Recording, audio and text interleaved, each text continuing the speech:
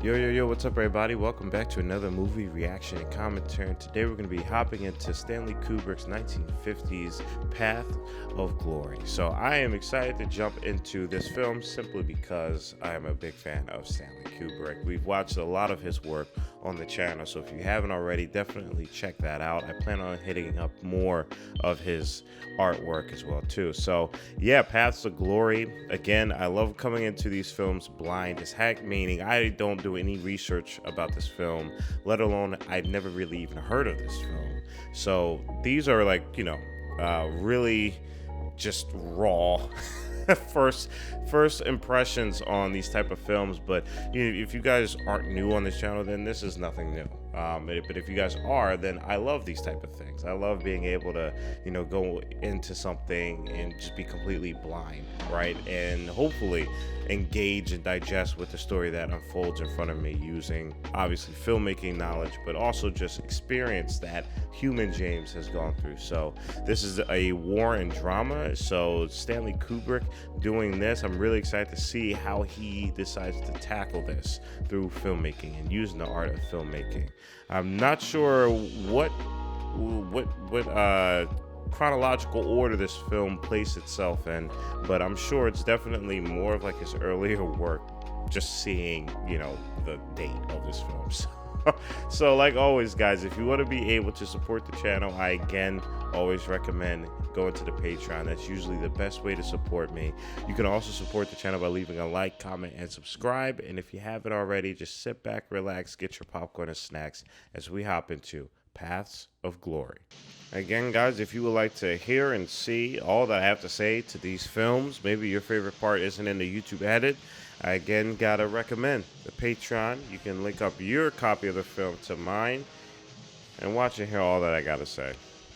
I think the last body of work that had to do with war from Stanley Kubrick was that I really liked was the satire. I think it was like something with the atom bomb. I'm trying to figure out what the name of it was, but that was a really good one. Really enjoyed that film. I never knew you were a mind reader. What did you think I was about to say? Something about the anthill. You are a mind reader. Well, it is a key position. That's interesting. It's in my sector. That is a really cool character feature to have involved with this. Your friend, maybe I should tell you. What are you trying to say, George? Paul, talk around headquarters is that you are being considered for the 12th Corps. The 12th Corps? Yeah. He's essentially trying to get you to do what he's trying to get you to do, man. It's simply get someone else to do the job. So, you shouldn't let this influence your opinion, Paul. I love that the conversation has moved from the table to them walking around, gathering themselves a drink. Decorations and honors in France. So, you think this attack is absolutely beyond the ability of your men at this time?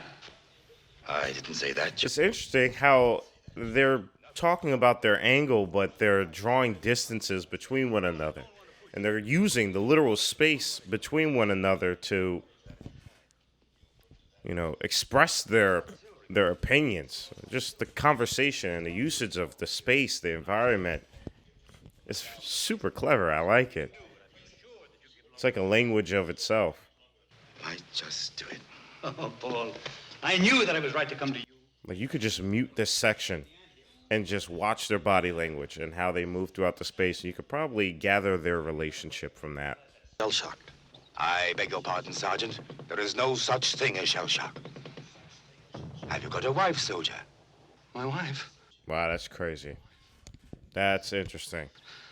I'm never going to see her again. Yeah, I don't think PTSD and stuff like that was. I mean, obviously it was happening, but I don't think it was truly recognized. Well, here's something to see. The anthill. About as good a view as you can get without actually being there.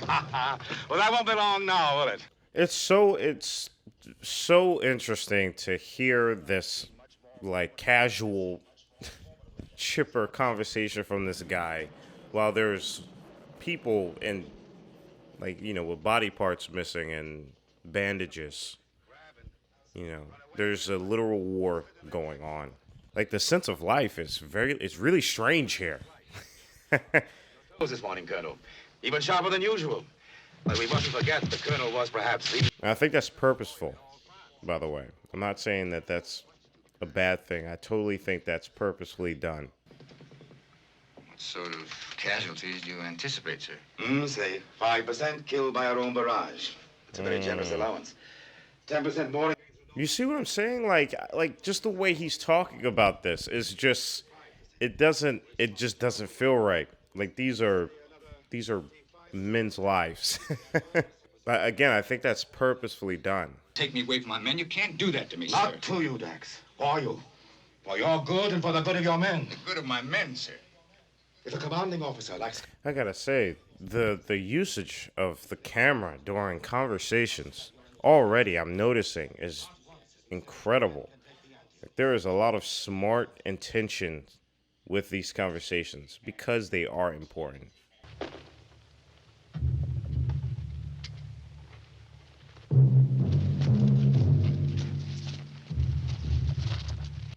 So for all of you guys out there, and I'm not sure if like we'll even get the answer in this film, but how were these battles truly won? Was it when the casualty of someone's side just was too high and they couldn't afford to lose any? Did someone overtake someone's, like, I don't know, area? Like because these stalemates, they can last for days. And isn't that like called something no man's land? Isn't that like how were these how who was victorious? How did one become victorious in these type of battlefields?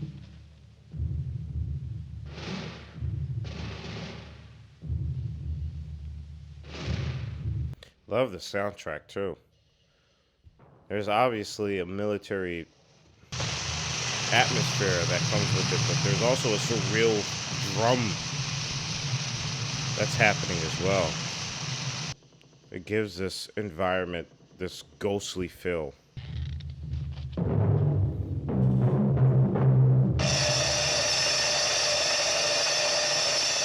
Dude, no way. Are you telling me that his grenade killed him? Are you serious?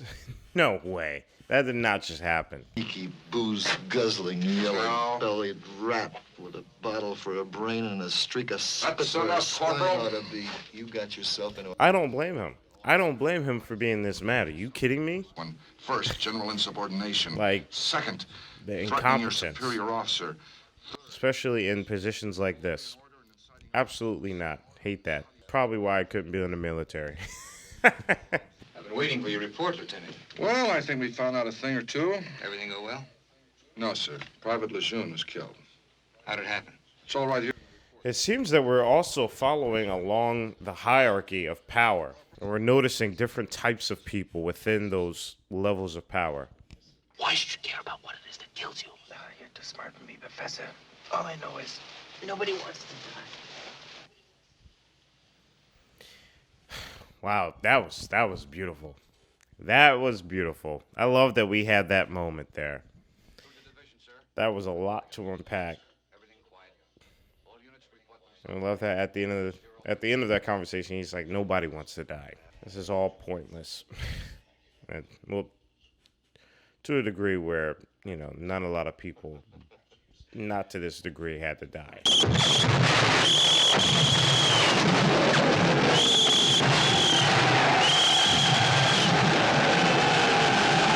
Man, charging out there, man, in a bright day with bombs blasting off at every moment, and the other side just in the safety of their home field shooting at y'all, that's not a fun time.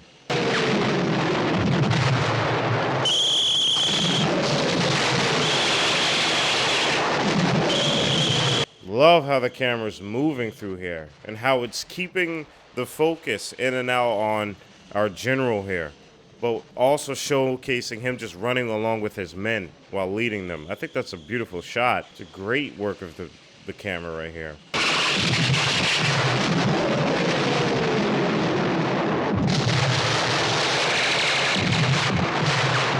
Damn, and this set area too, actually, I don't even know. I mean, just depending on whether or not if they even had to get a set. But But no, this entire design, the scope, and the layout of this environment is perfect for this film. And how the camera's moving throughout, how it's sweeping throughout the landscape. Captain Nichols, Yes, sir? order the 75s to commence firing on our own positions. Captain, do you fail to comprehend? Wait, what? He wants to Respectfully ask the Captain, do you... he wants to put fire on his own team just to teach them a lesson? Full and undivided responsibility for it. Captain Russo, are you going to obey my order? I must have a written order before I can execute such. I love that this guy's like, yeah, man, like you gotta get some papers, man. We can't leave it up to the men to decide when an order is possible or not. If it was impossible, the only proof of that would be their dead bodies lying in the bottom of the trenches. That's crazy. That is an insane way of thinking. That is a scary way of thinking. Damn. So dismissive. I'll find an excuse and I'll break through the ranks. I'll ruin you. That'll be just what you deserve, showing such little loyalty to your commanding This officer. dude's a psychopath. That's all, Colonel. He's well, I wouldn't even give him that. He's just a big brat. Like, what on earth, man? I was just picked because Captain Sancy said I was a social undesirable. Me, a social undesirable. I didn't act like a coward. Picking by my sword, that's fair. I gotta say, it's so great that we are with these characters, even though we've been initially introduced by them or to them earlier in their own segments of the film. I think that makes this moment that much more impactful. That's brilliant. Please don't take up the court's time with technicalities.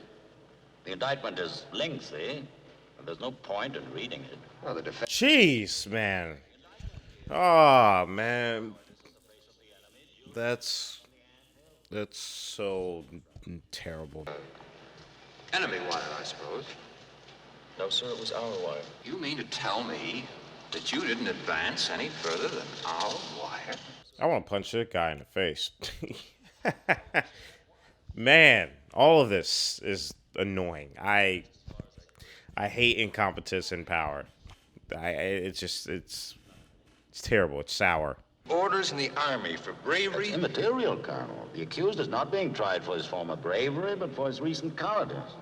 Medals are no defense. That's crazy, man. That is insane. Could you, don't imagine, and I'm pretty sure some of you can imagine. But damn, doing all of that for your people, only to later be put on the slab and as slaughter. That's crazy. That's your blood, sweat, and tears just don't matter because of someone's incompetence and someone's hurt ego.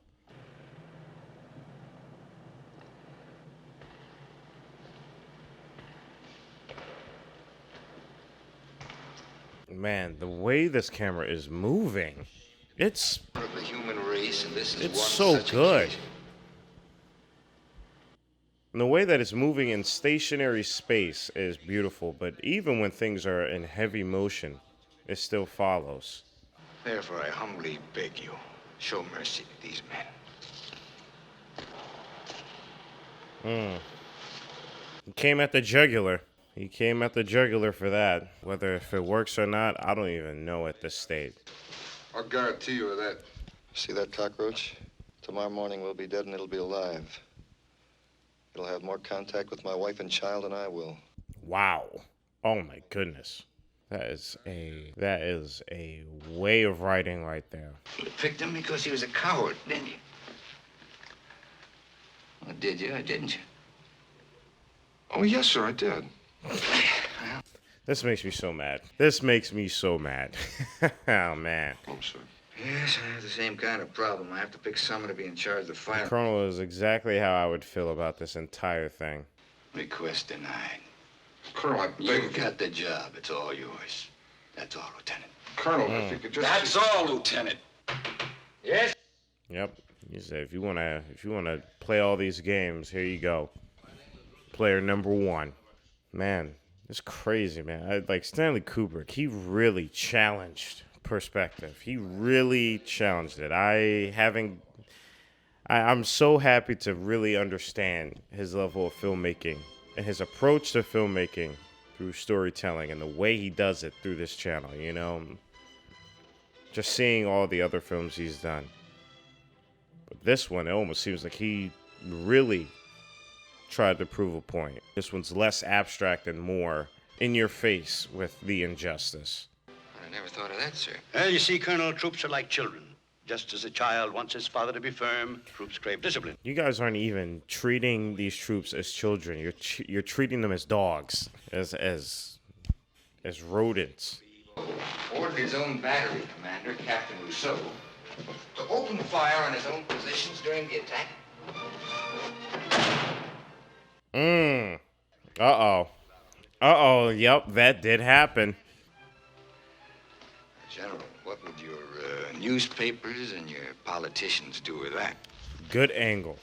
Colonel Dexter, you... Good angle. Good angle. Because that's what they truly care about. They care about their perception. So you have to target the newspapers and the media.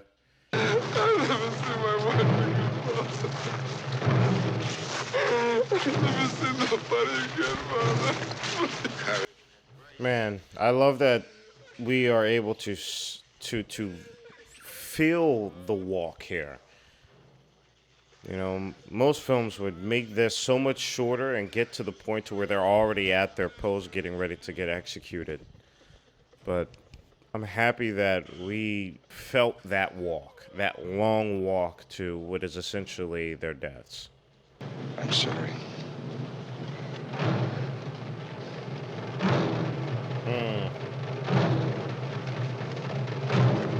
Yeah, live with that for the rest of your life, man. Wow. Damn, man. I'm awfully glad you could be there, George. Jeez. This sort of thing is always rather... It's just terrible, man. Absolutely terrible. I have sworn statements from Captain Nichols, your artillery spotter, Captain Rousseau, the battery commander who refused your order. I think it's infamous. Absolutely infamous. He is such a slimy, scared dweeb, man. It just blows my mind how they even get into this positions, because I know this happens, hence why there's art to represent. But man, how does that happen? Is it nepotism? What goes on there? You trying to rogue me, Colonel? Why should I want to do that? Exactly. It would be a pity to lose your promotion before you get it. A promotion you have so very carefully planned for. Stop trying to dangle that thing in front of his face, man. You guys broke every human, just human thing ever. Human right out the window. That's crazy. Wherein have I done wrong? Because you don't know the answer to that question. I pity you. Wow, love that camera close up, man. Man, this film, for what it's worth, is heavy.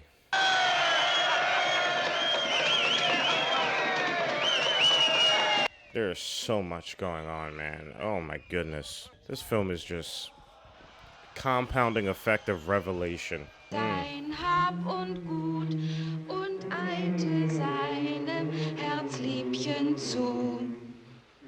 Ach. Everyone is a victim to this, man. Oh, man.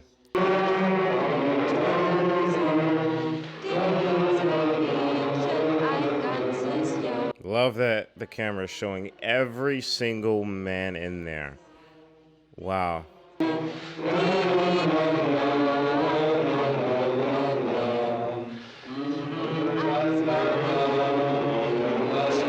From all ages, different backgrounds, just all of them going through so much, brought to tears by her voice. And she's the enemy, quote unquote. And there it is, just harmony right there. Granted, through some absurd circumstances, but man, if that isn't pain right there. Whew. Oh man, guys, and that ends Paths of Glory. All right, everybody, we just got done Paths of Glory. This one is reasonably deep. Very deep. And as expected, you know, with Stanley Kubrick being the director of this, who's not afraid to not only tackle themes like this, but also the historical nature of things as well too, which I think gives the themes that much more realism. And this film, first and foremost, the way the camera is being used and put to motion throughout this film entirely is incredible, especially during the conversations, but also during the moments when there is action and we see them going from the trenches into no man's land and having the camera just sweeping throughout as you see countless of bodies just, you know, once were life full, now that are lifeless. And, you know, an experience that is physically detached from the other generals or higher ups, you know, as they look from afar as, you know, their men get torn to pieces. And what I didn't expect was a whole trial segment going forward into the later half of this film, which, man, that is, you know, personally, that those moments hold very heavy weight to them, especially with just me. And seeing just the injustice or the lack of human decency that was brought forth, not even just in the courtroom, but to people who have risked their lives for the nation, and having that been thrown away is just, it's heartbreaking, you know. It's heartbreaking. It says a lot about the infrastructure of power that is usually taking place during moments like this, and seeing that injustice just constantly being brought to the forefront after common sense is just so upsetting.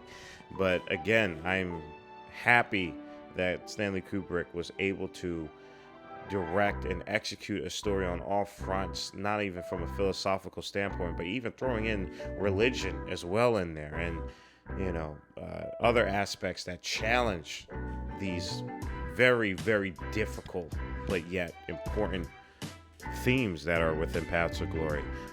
There's a lot that happened.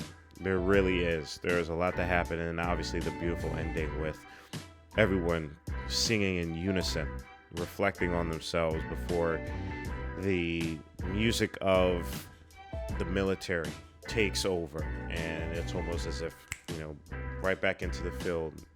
Tomorrow is another day. It's exhausting. It's so exhausting, but man, this film is impactful, and I hope that you guys are able to reflect as much as I did, and I hope that my commentary was able to help in some regards. And I would love to hear some of your additional information on this film, because man, it is powerful. So like always, guys, I appreciate y'all. Stay healthy and stay hydrated, because we are just getting started. Purple jacket, pocket full of weed, everything that I should ever need. Grab some matches cause they give them free, just like my time. Hair pulled back in the backseat,